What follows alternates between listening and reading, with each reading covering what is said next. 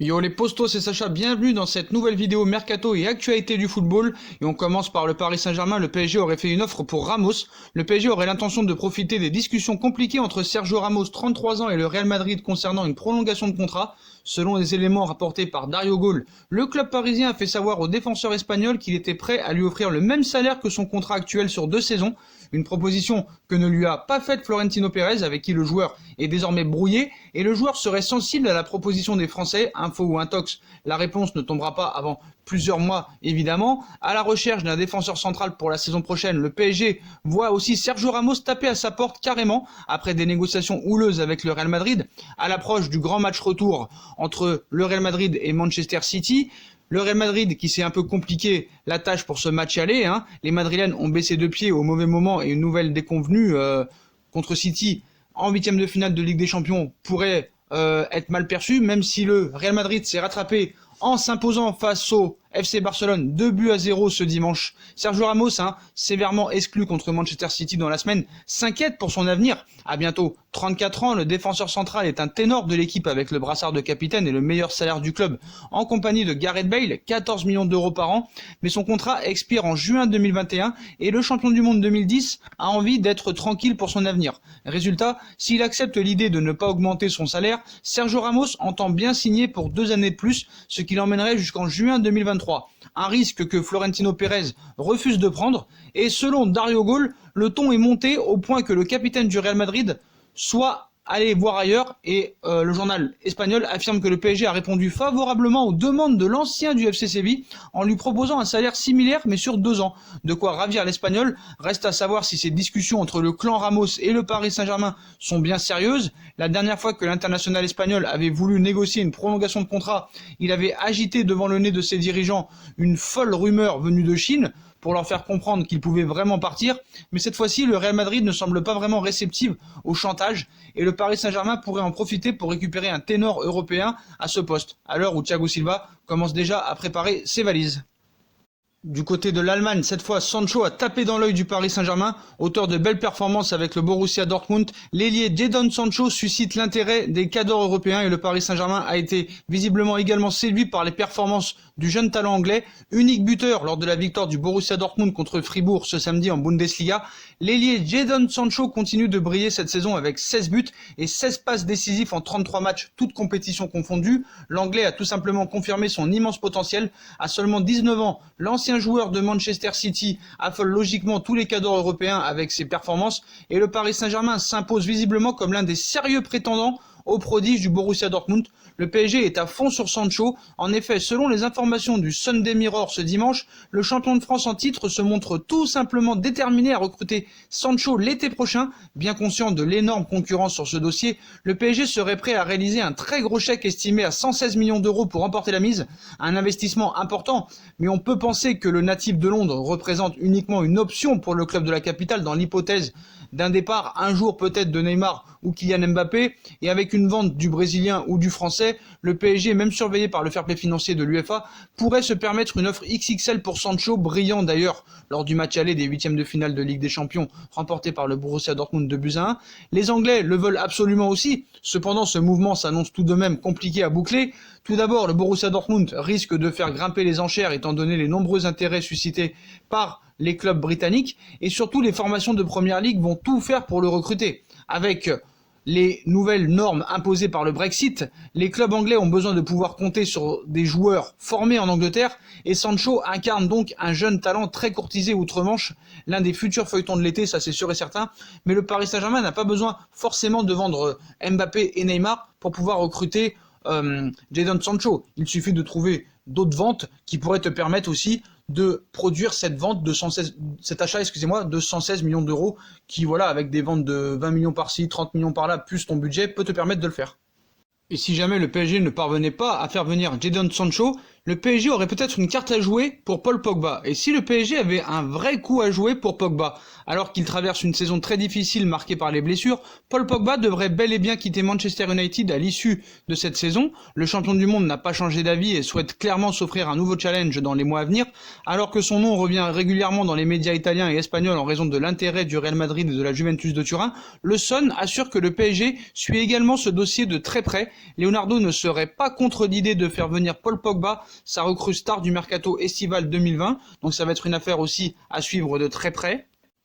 Il y aurait des nouvelles avancées significatives dans ce dossier. Donc le PSG, le Real et la Juve se disputeraient Paul Pogba. La vieille dame aurait bien avancé les négociations contractuelles avec le milieu de terrain de United. La Juve serait très bien embarquée dans le dossier Pogba. Lors du dernier mercato estival, Leonardo a offert Idrissa Gueye et Ander Herrera à son coach. Malgré ces deux arrivées, le directeur sportif du PSG serait toujours en quête de renfort au milieu de terrain. Dans cette optique, l'ancien du Milan AC serait prêt à se jeter sur Paul Pogba qui se trouve dans une situation plus que compliquée à Manchester United, alors que Real Madrid et la Juve seraient également sur les rangs. La vieille dame aurait un avantage de poids sur ce dossier. La Juve est en très bonne voie pour Paul Pogba, c'est un club qui connaît, et selon les informations de Calcio Mercato, la Juve s'activerait en coulisses pour mener à bien le dossier Pogba, à en croire le média italien. Fabio Paratici, coordinateur technique des Bianconeri, aurait bien avancé les négociations contractuelles avec Paul Pogba. Reste à savoir si le club turinois parviendra à trouver un terrain d'entente avec Manchester United.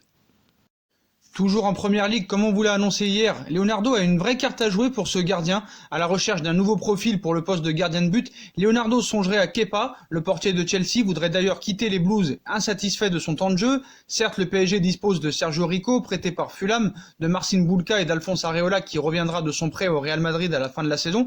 Cependant, Leonardo rechercherait un nouveau portier pour concurrencer Keylor Navas.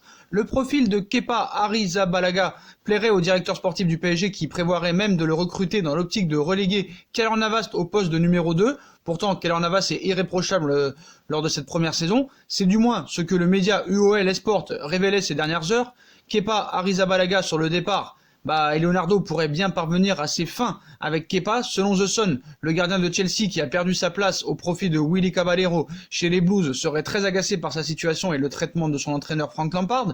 De ce fait, et si sa situation restait inchangée d'ici la fin de la saison, l'Espagnol quitterait de son chef Chelsea. Le PSG aurait donc un joli coup à faire avec Kepa, mais je pense que Leonardo cherche plus à regarder un nouveau gardien lors des prochaines saisons plutôt que remplacer Keylor Navas. En tout cas, ça va être un dossier à suivre aussi cet été. Ça dépendra aussi des performances de Keylor Navas lors de ces 3 derniers mois avec le Paris Saint-Germain, notamment en Ligue des Champions.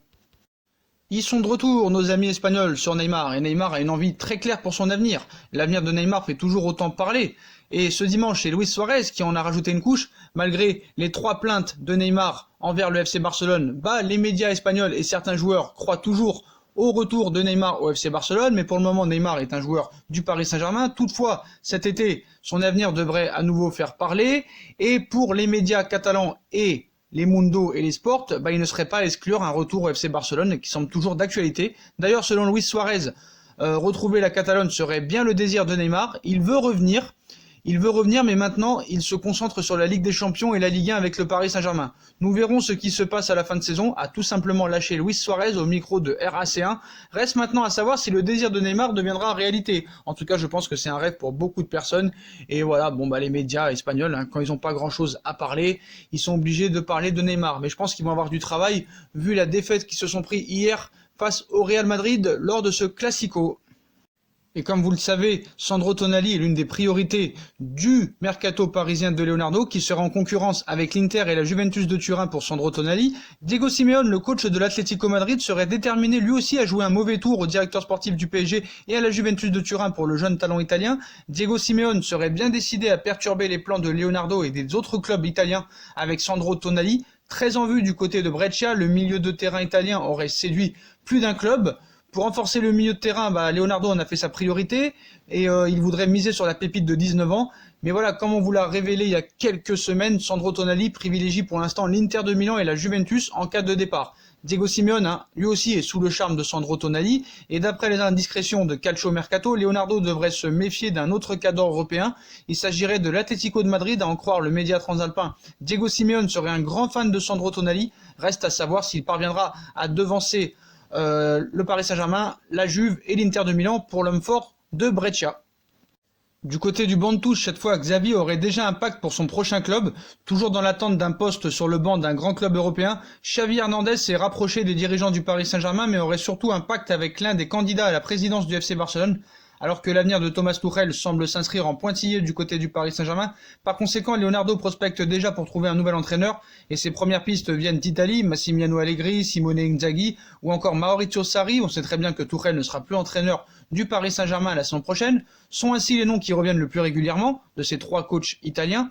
Mais comme on vous l'avait révélé il y a quelques jours, Xavi s'est rapproché des dirigeants du Paris Saint-Germain à Doha et envisage de débarquer sur le banc parisien en tant qu'adjoint d'un certain Pep Guardiola. Xavi aurait déjà un pacte avec le FC Barcelone. Toutefois, Xavi, qui est actuellement entraîneur d'Al Sadd au Qatar, reste très proche du FC Barcelone, club au sein duquel il a évolué durant 17 ans. Et selon les informations du JDD, Xavi Hernandez aurait même un pacte avec Victor Font, candidat à la présidence du FC Barcelone. Autrement dit, si ce dernier est élu pour succéder à Josep Maria Bartomeu, l'ancien international espagnol débarquera sur le banc du Barça pour remplacer Quique Setién quelques mois après avoir refusé de revenir suite au départ d'Ernesto Valverde. Après, on ne sait pas vraiment quand sera réellement l'élection de la présidence au FC Barcelone. Normalement, c'était en 2021, mais on nous disait que peut-être ça aurait pu être avancé. En tout cas, voilà. Rien n'est impossible, mais on peut penser que peut-être Xavi Hernandez pourrait trouver un club. Est-ce que ce sera au Barça ou autre part? Affaire à suivre donc. Thiago Silva pourrait être présent lors de la réception du match retour contre le Borussia Dortmund. Victime d'une lésion du biceps fémoral droit face à Bordeaux dimanche dernier, Thiago Silva, 35 ans, poursuit son protocole de soins et l'évolution de la blessure du défenseur parisien serait plutôt positive. Le capitaine du Paris Saint-Germain pourrait même reprendre la course en milieu de semaine. Si cette reprise s'avérait positive, l'international brésilien postulerait pour une place de titulaire face au Borussia Dortmund le 11 mars prochain. Thomas Tuchel, qui souhaite s'appuyer sur son défenseur central pour le 8e de finale retour en Ligue des Champions, multiplie les échanges avec l'intéressé et le staff médical parisien. Initialement, le champion de France avait précisé que la reprise de Thiago Silva s'effectuerait dans 3 semaines selon l'évolution critique et clinique, ce qui laisserait la porte ouverte à un possible retour de l'intéressé pour ce match décisif. En tout cas, bonne nouvelle, mauvaise nouvelle, chacun fera son choix, vous connaissez mon avis. En tout cas, y en a qui espèrent qu'il ne jouera pas, il transpire la défaite. Mais voilà, si Tuchel le fait jouer, ça veut dire que il doit être présent. Je pense que sa blessure évolue bien. Et ça lui permettra peut-être de mettre son Marquinhos au milieu de terrain. En tout cas, Thiago Silva pourrait être présent face au Borussia Dortmund le 11 mars prochain.